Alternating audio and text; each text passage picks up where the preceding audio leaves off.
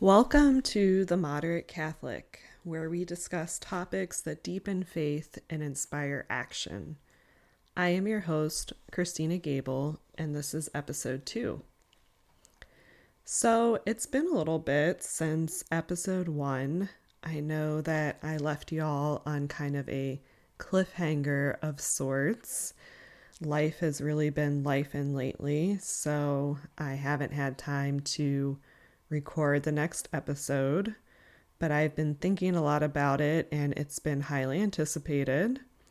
So my sincere apologies for leaving you for such a long time and also on such a cliffhanger, and I hope that you will enjoy this episode that we have today. So if you remember from the very first episode, what I had been talking about is essentially what led me to do spiritual direction, namely the spiritual exercises of St. Ignatius of Loyola with my spiritual director.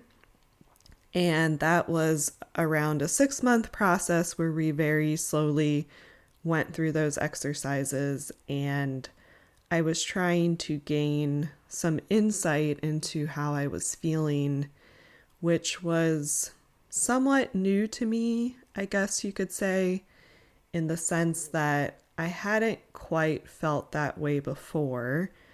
And while it was perhaps a close cousin of other feelings I had had in the past, like maybe depression, it was somewhat different. And the way that I described it in episode 1 in telling other people about it was that I think I had a spiritual problem that needed to be solved as opposed to a medical problem or a mental health problem, of which I was really familiar with up until that point in my life. So I laid out that whole scene and promised to tell you what I would eventually come to know that it is. And that's what we're going to focus on today. So today we are going to name it, and we are going to do that in the next episodes where we really unpack what it is, its nature, and ultimately how to overcome it. I do want to mention that most of my research around this not only came from my conversations in spiritual direction with Becky Eldredge, but also from 2 texts that I read subsequently to learn more about it. And I'd like to share those with you because 1, you might be interested in reading them, and 2, I want to give credit to the authors that wrote them, and they have informed me of so much of its history and how it can manifest in our lives. So the first text that I want to draw to your attention, and we will be going over these in multiple episodes, is called The Noonday Devil, Acedia.and Me, Unnamed Evil of Our Times. So that's kind of a bit of a foreboding, somewhat interesting title. It talks about the devil, it talks about evil. And if you know me and you know how I talk about spirituality, I don't tend to bring up those 2 things frequently. I prefer to use a different word for the devil, which is one that I learned during spiritual direction, which is the false spirit. And that's something that St. Ignatius kind of coined, if you will. And this text is written by Jean Charles Nault. Nault is spelled Nault. And he is with the order of Saint Benedict. Benedict is a saint in the Catholic Church, and he resides at the Abbot of Saint-Wandrille. And if you're noticing my very poor French accent that I've tried to salvage from my time in high school, though I doubt it was ever actually there, he resides in France. And he is a monk there at this Benedictine Abbey in Normandy, France. His book is one that I read actually second after the next one I'll tell you about.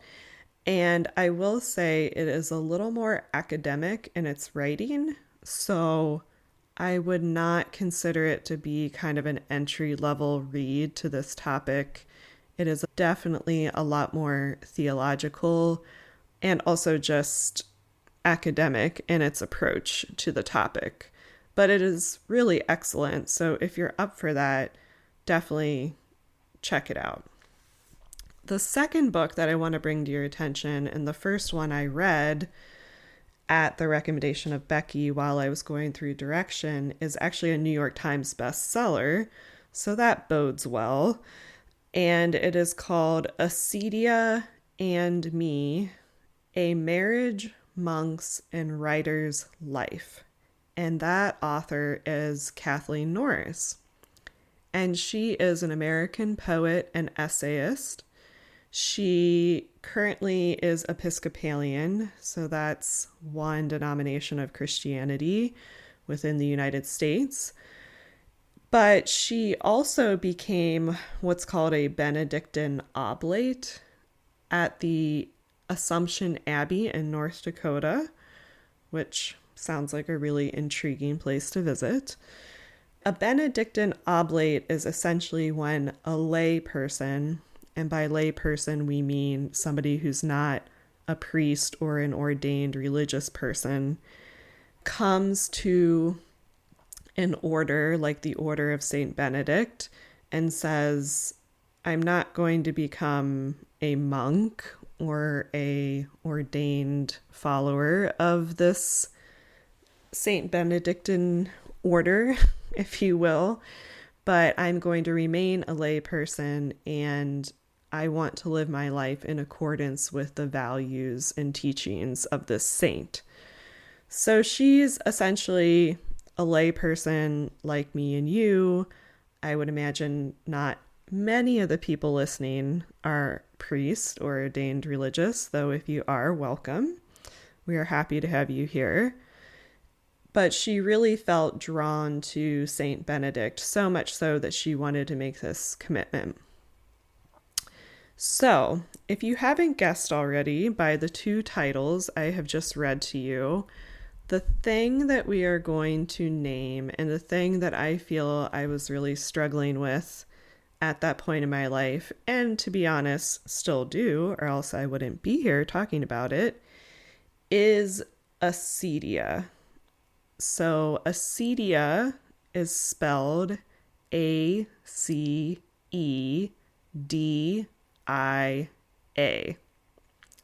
And I spell these things only because if you want to Google them, you won't be like me guessing at the spelling when you do.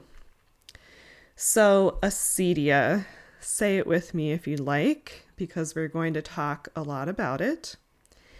And what's interesting is that Jean Charles Nault calls it the root cause of the greatest crisis in the world today.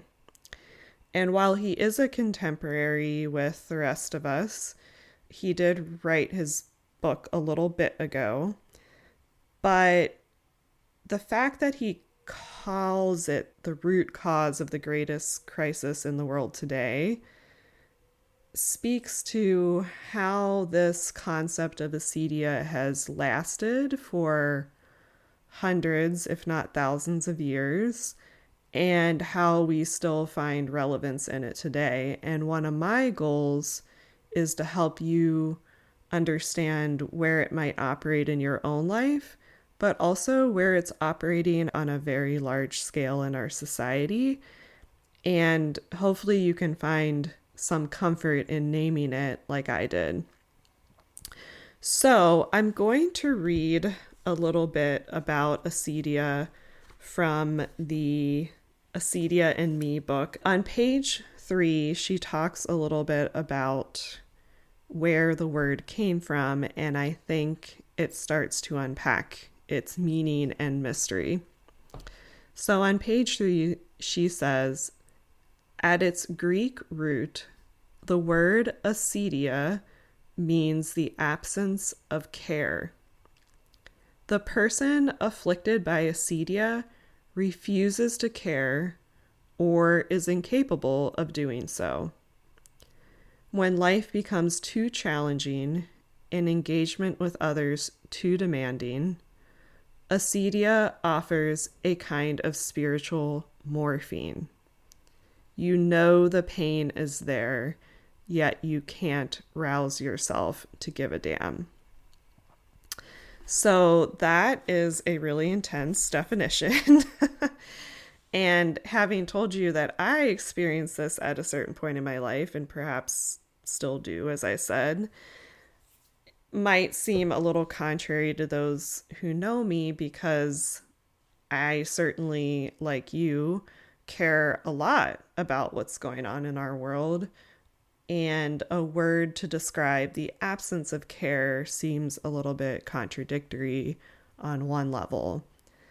But I want you to keep an open mind, because I think that Greek root, the absence of care, is not essentially the way that you and I would think of as not caring today, but perhaps not caring to our fullest. And that's a little bit of a teaser as to what we will be talking about. So, Kathleen also talks about naming it. And naming it, for me, you might remember from our first episode, was a bit of a liberation, because it is really difficult to suffer from something that you don't know the name or the nature of, but you're certainly feeling its impact and its symptoms. And Kathleen struggled with this, which is one of the reasons I imagine she wrote this New York Times bestseller. And perhaps a lot of people do if it was such a popular book. But naming it for her and also for me was like a point of liberation, because I didn't really know how to describe it. And I sensed that it was not something that was in our modern day discourse that I could entirely point to. Again, like a depression is close, but not quite. It's a little bit different. So I'd like to read a little excerpt from page 4 of Acedia.and Me. She says, as I read this, and she's referring to when she learned about Acedia, I felt a weight lift from my soul. For I had just discovered an accurate description of something that had plagued me for years, but that I had never been able to name.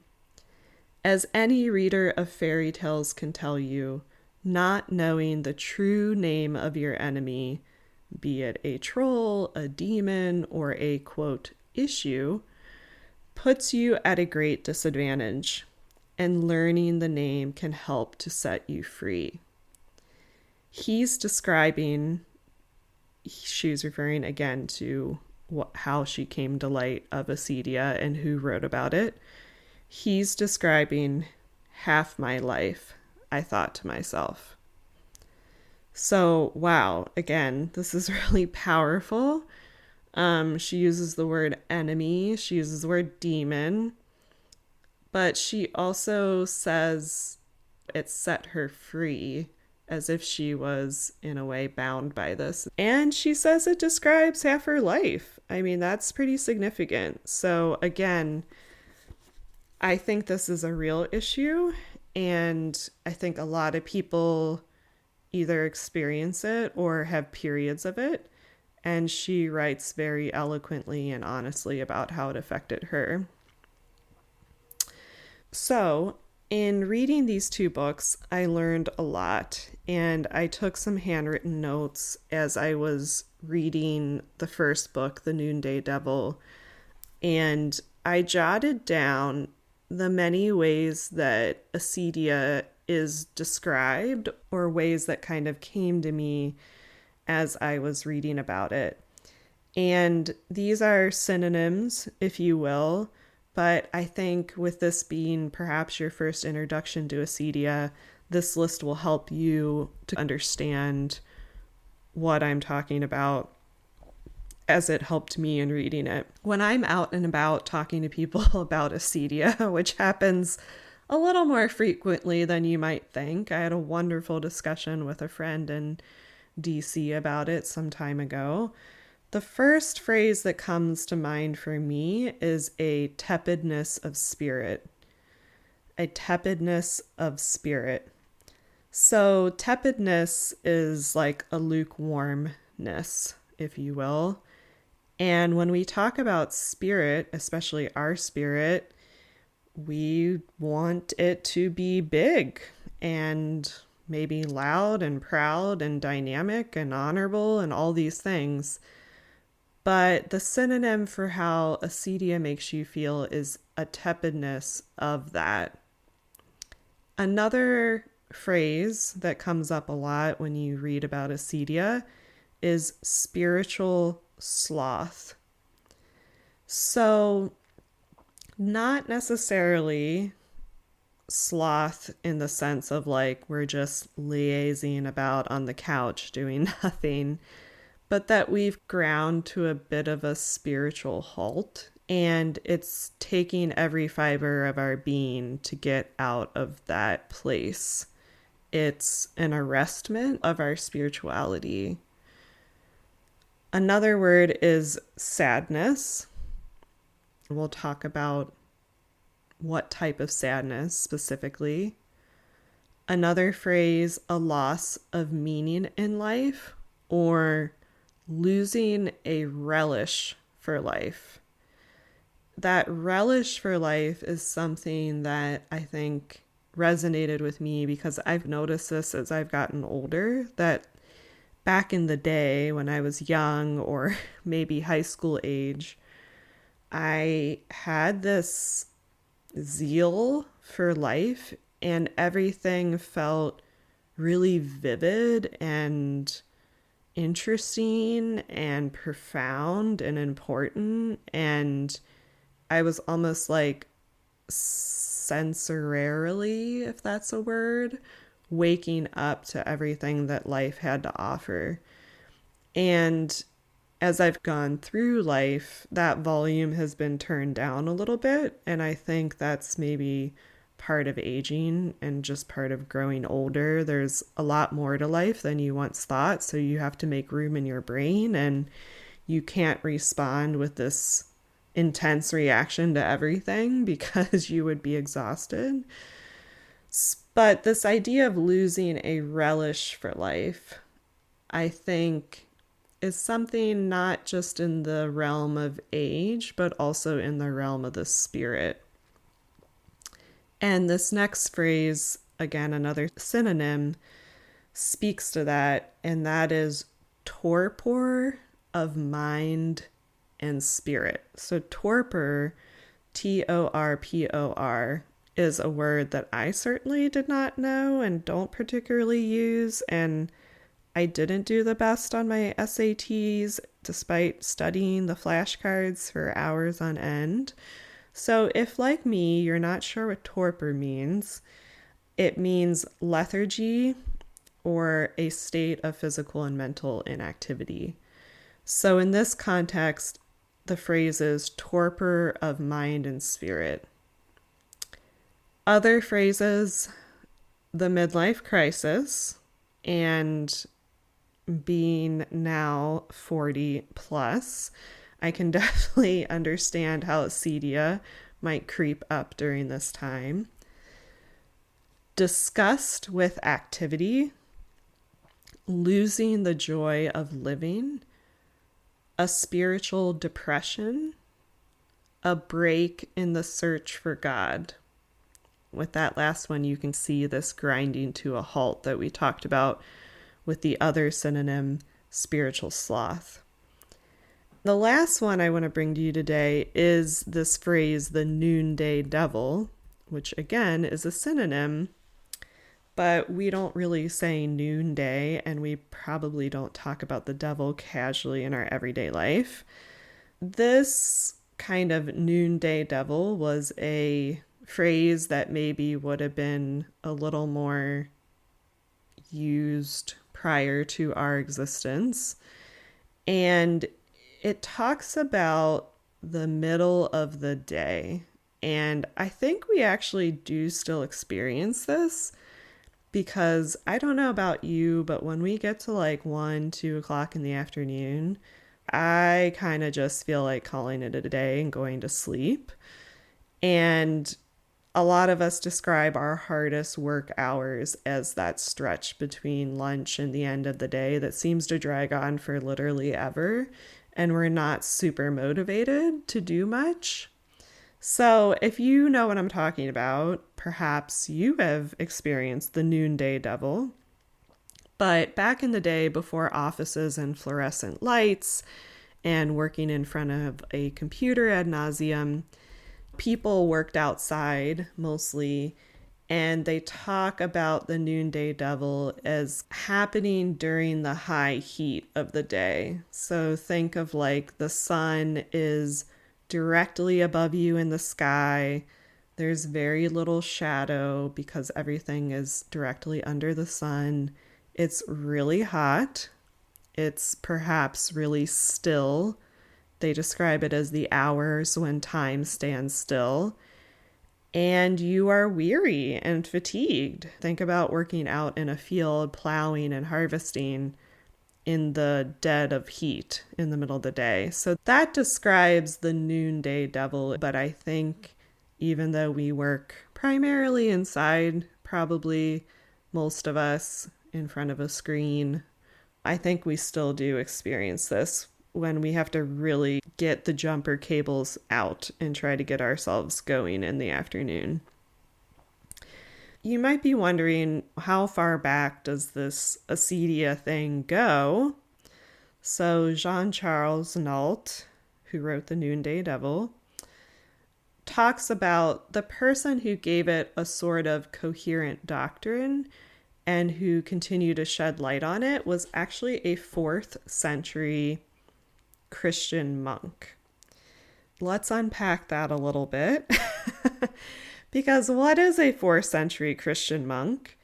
And this person does have a name. His name is Evagrius Pontius, spelled Evagrius, lived between 345 and 399 AD. So he lived a really, really, really long time ago. And the Christian monks, particularly his contemporaries, were a very well-known group in church history.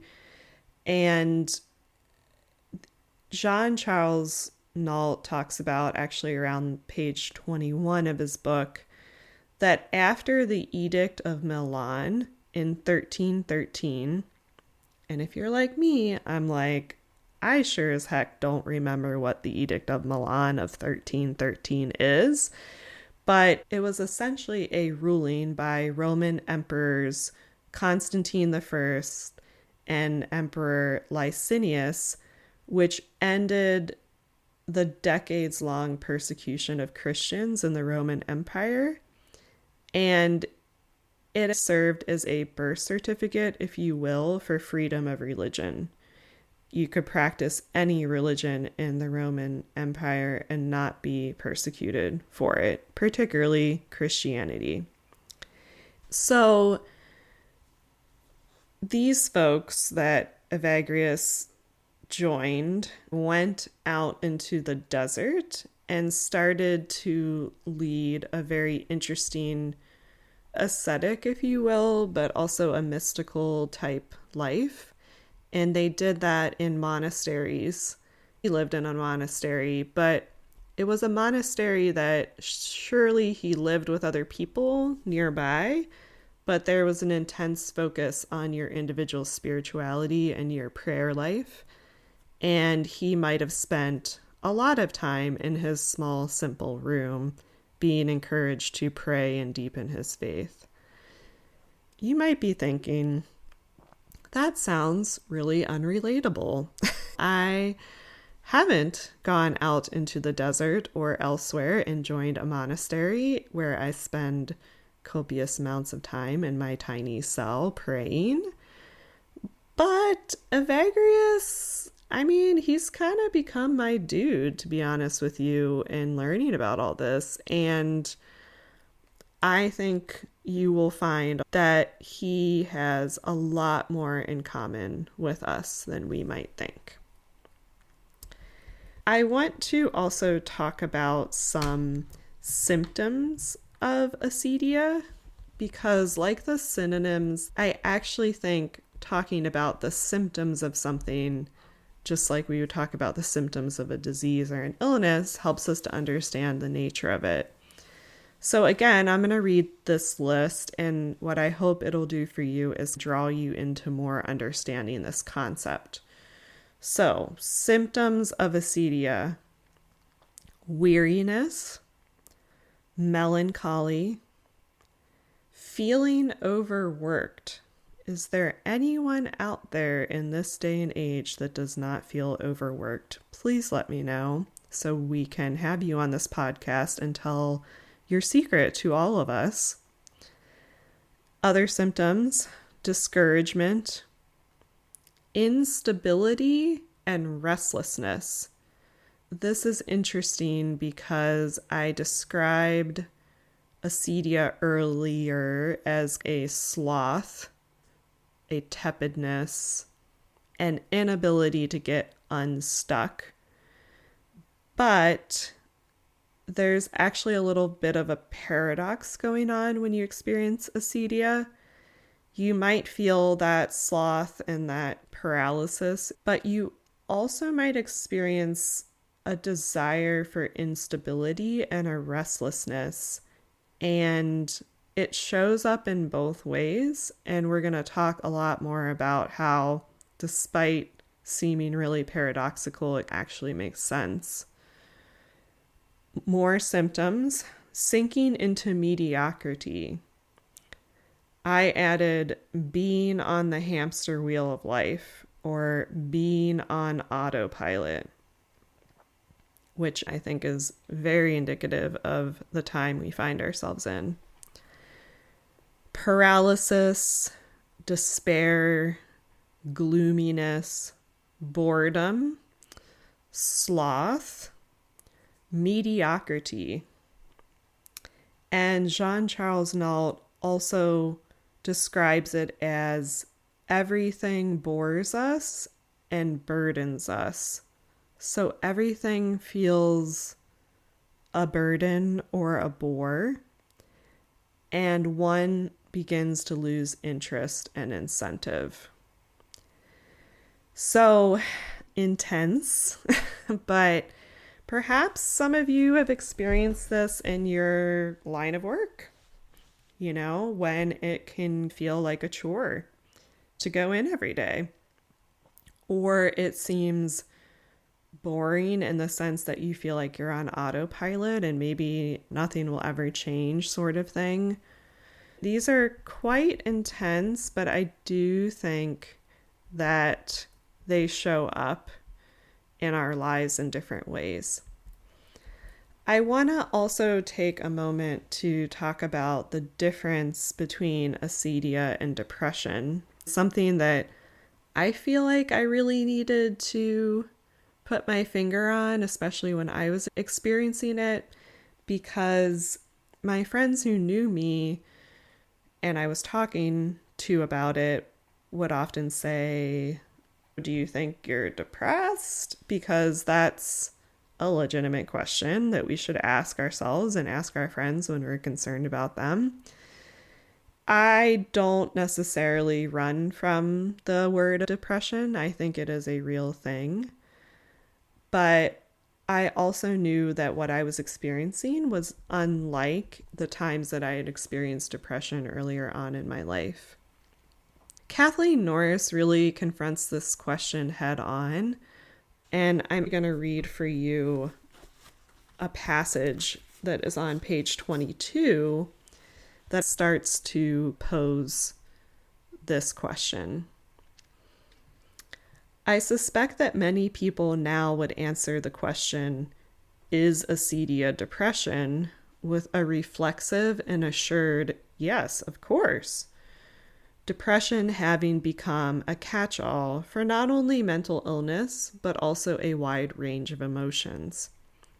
Pharmaceutical companies advertise in newspapers and popular magazines with lists of symptoms: feeling down, anxious, fatigued, or discouraged. That would seem to cover most everyone at some time, as is no doubt the point.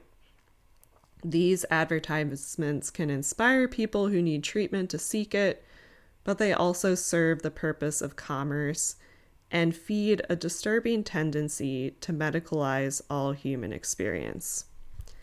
So she is not anti-depression, which she might come across as a little bit in the latter part of that passage, but she believes in depression, and certainly I do too.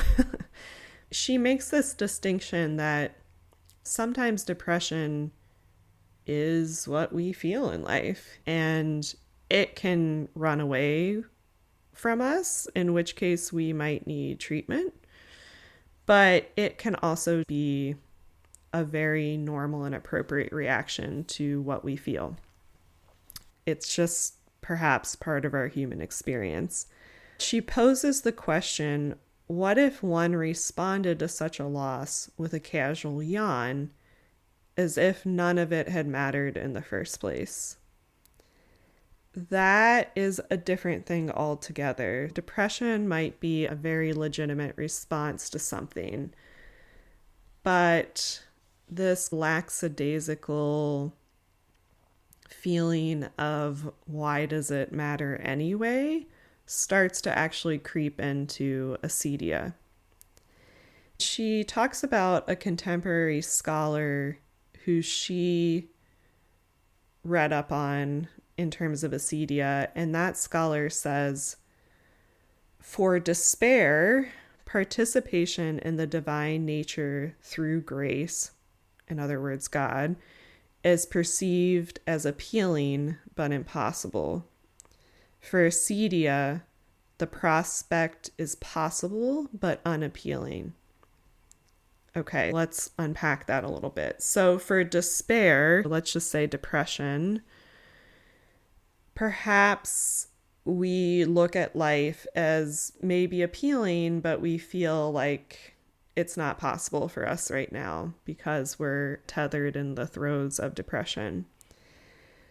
For acedia, we know that it's possible to engage and take action, let's say, get up off the couch sort of thing, but it remains unappealing. And that's where she talks about that casual yawn, right? I could do X, Y, and Z, but does it honestly matter?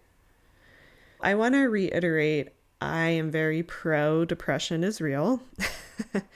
And I think SSRIs are great. I think that brains are an organ and sometimes they malfunction, and we take a medication for our brain just as we would any other organ in our body that was going awry. What I appreciate about what she brings up in this part of the book is that we tend to lump a lot of things into the concept of depression, and we feel that we have the answer, which is pharmaceutical medication, which obviously does work. But some of what we're feeling that maybe gets lumped into depression, but is actually different, is a spiritual problem. When we screen for depression or just any sort of imbalance in mental health, we rarely talk about spirituality and faith and religion and how we're feeling on that front, right? And we don't do that, I think, as much, especially in the United States, because one, the assumption is not that people are spiritual or religious. The assumption is that they might not be, and therefore it would be like rude or inappropriate to ask that question, perhaps. But it is part of our well-being, and our spiritual health is tied to our overall health. So I appreciate that what she's trying to say is, yes, depression exists, but are we casting so wide a net around it that we're actually missing the nuances of what we're feeling? And some of those feelings might be spiritual issues. So I also want to say, too, that when I was on SSRIs, and actually have been for quite a while, when I was first prescribed them, I was told the goal of where I was trying to get, having been on them, was not to feel nothing at all, but instead to feel more like myself with a wide range of emotions. That was a bit of a aha moment for me. Like, I thought depression medication was so you can just kind of wipe the slate clean and just cruise through life. I was a little hesitant about going on them, I remember, because I was worried that I would not only lose the bad parts of what I was feeling, but also maybe the good parts of myself. The happiness. I think those deep feelings also made me a really good writer. And it was the basis of my empathy, the way that I could listen to and understand other people that felt that way. So it was a bit of a relief when the wonderful nurse practitioner who I saw told me, no, actually, we're not trying to mute everything that you are, right? Instead, we want you to feel like yourself, and we want you to have a wide range of emotions. She told me, if you're not crying at all, you need to tell me. If crying is an appropriate response that you once had to X, Y, or Z, and you can't do that, we need to know. So I think all of this is to say that there are a lot of nuances when we feel down or we feel paralyzed or glum or sad. If you've experienced those things, I hope you are open to talking to mental health professionals. If there is also something else going on and you feel like it's not quite that, but it certainly is there, then you might be interested in acedia and how it impacts us. I think acedia is so important to discuss right now because, going back to what we just talked about with depression, if depression is an appropriate response to loss, let's say a part of our human experience, to feel depressed sometimes, then to me, acedia is a logical response to the world we find ourselves in today. So right now, we tend to find ourselves in a place of overwhelming injustice on a really wide scale. I certainly feel that way right now. I would imagine many of you do too. And we are experiencing a lot of unchecked evil. Every time I open the one email a day I let myself get about the news, I'm just overwhelmed. It's war, it's tragedy, it's exploitation, it's lying, deceit, manipulation, seeing people as less than human, not honoring people's personhood. Certainly, there is a reaction to that I think the wider society is feeling right now. That can take the form of almost an apathy towards it. Like, well, it is what it is, or that's just the way it's going to go, I guess, you know. It can also appear as despair at ever really overcoming it. It feels so overwhelming that We question whether we can ever get out of this or ever get to that better place that we've been working towards. Or we know it exists, but we're resigned to the fact that it does. And we experience in those feelings a type of paralysis. Maybe we have the response of just going on autopilot, putting our head down, and just trying to get from point A to B every day because the rest of it is just too much. That paralysis, that going into autopilot, or it might even be a restlessness, like we almost feel like there's a jitteriness, a constant need for activity and distraction that we can't shake, is in the realm of acedia. And these feelings of acedia hit people who are actually trying to do good in the world and have a lot of empathy. A lot of my friends and myself, and that's part of the reason we're friends, tried to go into do-gooder professions to do good in the world. For me, that was because of my faith and spirituality convictions. I can't imagine existing in the world without trying to work towards justice and peace. But a lot of people, because of similar values or the call to do what is right and good, pursued professions with that lens in mind. But something I've seen happen to myself and a lot of my friends is we get really burnt out and we feel a little bit listless sometimes, empty, or our response is just to try to clock in and clock out. Like we have to create boundaries with our jobs because it is so draining, despite working for the good. We tend to feel ground down by all the systems. It seems overwhelming. It's like we don't know whether to resign to the fact that these things exist or constantly weary ourselves trying to navigate them and overcome them. For a lot of my friends who've been in the helping professions, and especially in the nonprofit sector, all y'all out there, the struggle is real in the nonprofit sector right now. We feel this sense of, should I just throw the towel in? Should I quote unquote sell out and just make income and live my life and just stop trying to do this?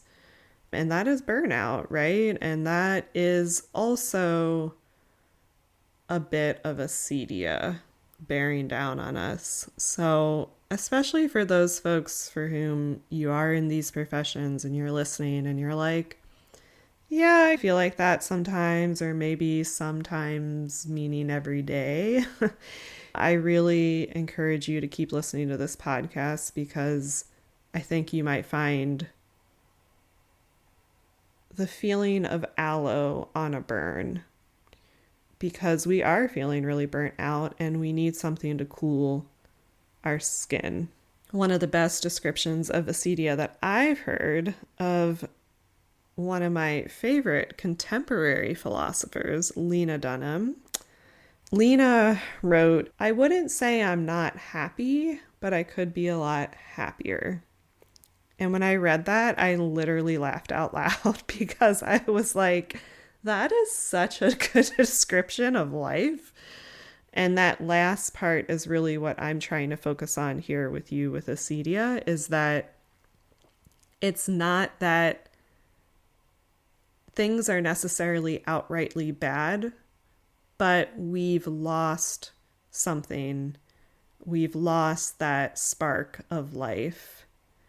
And we realize that we have gotten in some ways to where we're trying to go. But once we've arrived, we might feel some emptiness or overwhelm or even a deep sense of fatigue.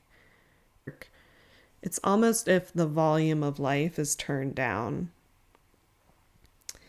I see it a lot too in the paradoxical nature of Acedia and where we find ourselves at this point in our lives. While we do feel these feelings of a bit of glum and kind of autopilot, we also might feel feelings of restlessness, and we're not sure why. One way that I think about this restlessness is the proverbial question, is this all there is? Or is this what I was really trying to do all these years and now I'm here and it doesn't feel or look like what I thought it would? It doesn't necessarily have to be a career. It could be just getting to family life or getting to retirement or getting to be more independent growing up. One reaction to that feeling, I think, is restlessness of acedia, where we have this sense of wanting to move and maybe move around. So really what I need is a new job, or I need a new environment. I need a new home, or I need to be in a different city. This would start to feel right or feel the way I thought it would if I change cities or change locations. And we have this idea that if we make this change, it'll solve this feeling, that something else or somewhere else shows promise. But I think what acedia would say is be careful that it's not giving you a false promise, because acedia is something that we have to sit here and bravely challenge ourselves. And it is not something that we can necessarily solve by running away or fleeing or the grass is greener on the other side. So all of this is to say, this is the challenge of our time. Maybe not all of what I've said here today resonates with you, but maybe parts of it do. If there's any part of it, whether it's where you find yourself in life, how you're feeling about it, wondering, could I be better, happier, more fulfilled if I did XYZ instead? If you're having those feelings of overwhelm, you're opening the newsreel app of your choice and you're feeling defeated, or why should I even keep caring, when this just all feels so immense? I think this podcast is for you. And it certainly is for me because, again, once I named this feeling that I was having, which shows up in all those different ways, I felt an intense amount of liberation and freedom. And I wouldn't say that I've overcome it, spoiler alert, but it's much easier to try to overcome it when you truly know what it is. We must confront this head on. We need to understand it. We need to name it. And ultimately, we do need to overcome it. That vision of the world or our lives of being a more peaceful, fulfilled, and just place, I believe overcoming feelings of acedia is paramount to getting there. I also want to say that a lot of this is very religious because it comes from specifically Catholic Church history and teaching. And you may or may not be Catholic. I know some folks on here might be of a different religion.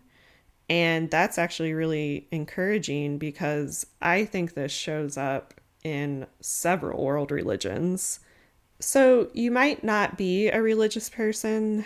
Maybe you're more of a spiritual person, or maybe you don't even know, if you would put yourself in either of those two categories at this point in your life. Maybe you were raised religious or spiritual, or you've gotten away from it, or maybe it harmed you in some way, because that's a real thing. But if you're open to listening and hearing, and you're okay with me prattling on about how this affects our religion and spirituality, I think that you will find this interesting because I think the feeling is real, the manifestation is real, and how you choose to confront it is ultimately your journey. So if you are open, we can explore and answer all these questions together.